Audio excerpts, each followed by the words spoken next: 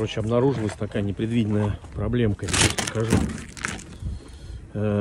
Есть вот такая вот штука. Это узел, отвечающий за распределение охлаждающей жидкости, за поддержание рабочей температуры, там, за насосы и так далее.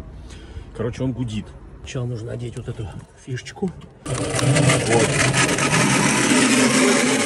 И под задним сиденьем также есть фишка, уже подключающая основную батарею. Так, вот так она.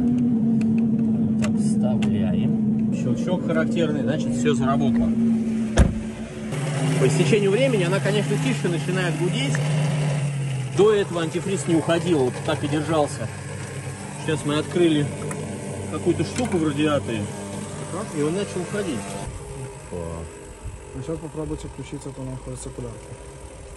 Что-то вроде как заработало. Я особо не силен, но вот он что-то все сделал. А что ты сделал?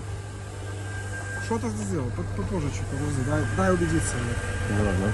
Ну, в принципе, машина готова к отправке в покрасочный цех, так называемый. Грузим сюда, и она поедет на покраску.